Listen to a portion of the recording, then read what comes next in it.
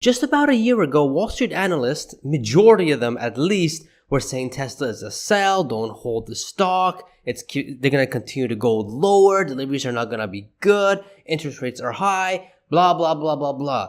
Well, today, 4 days away from the robo-taxi event, they're flipping.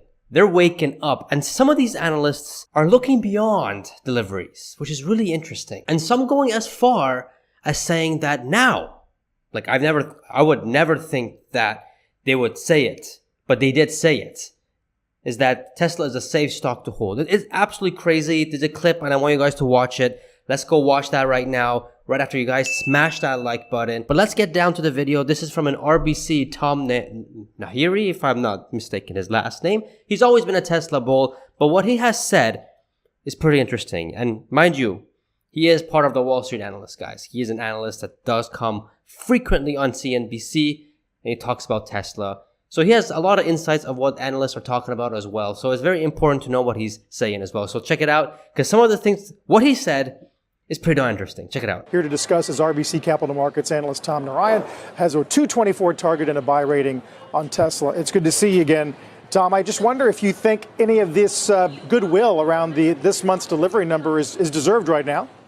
We're also seeing it on a relative basis, which is, I think, how most auto investors look at versus what's happening in the rest of the industry. This Stellantis profit warrant comes on the back of 3 other profit warrants from European automakers in just the past couple of weeks. So I do think a lot of folks are looking for safety. Tesla, interestingly, it seems to be a place where they can get that. Investors are looking for safety, and Tesla seems to be a place where they can get that. Tesla stock? Huh? When? How? I mean, for the entirety of Tesla, being in the stock market, it's always been a stock that you shouldn't hold. Like, it's been a stock that, hey man, it's too risky. It's a stock that's like, it's gonna, be volatile, which it is.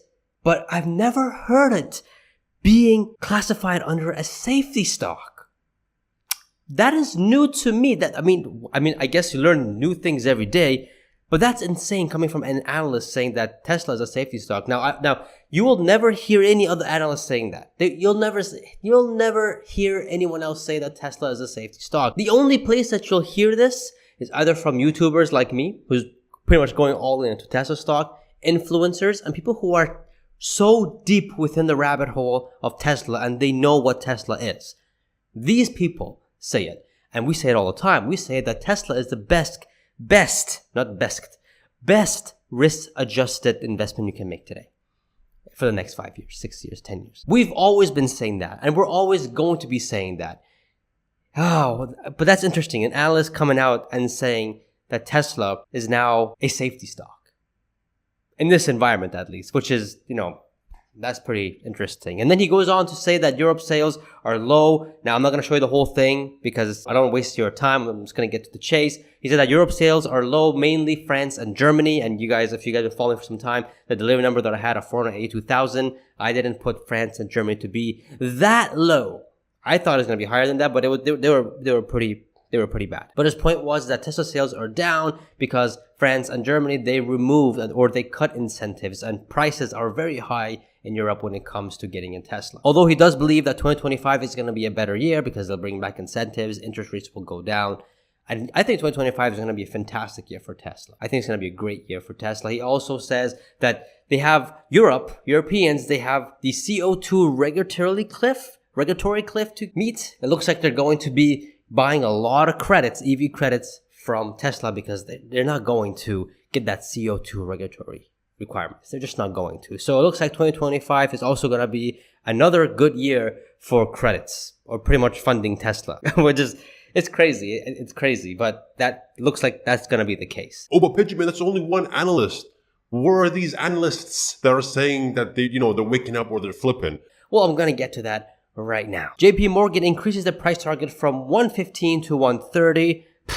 Only $15. Come on, Pejjy. We're not clowns here. We're not easily fooled here. Only $15. Amen.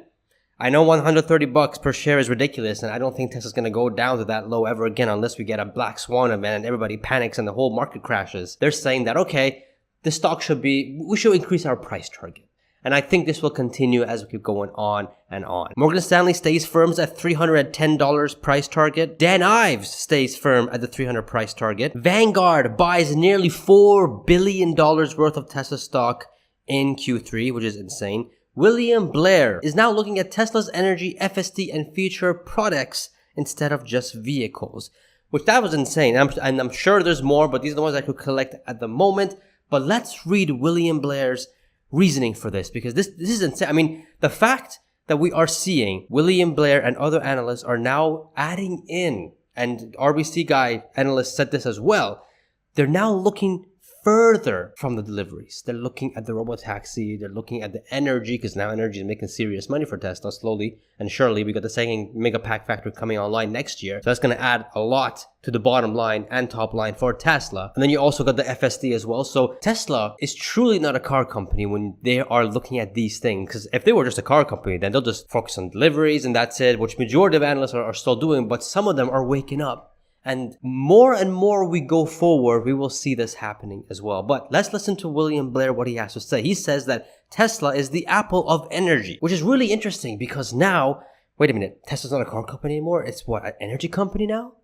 But let's read his reasoning because it's really interesting. And I quote, "If we look out at the horizon, I wish most analysts did that.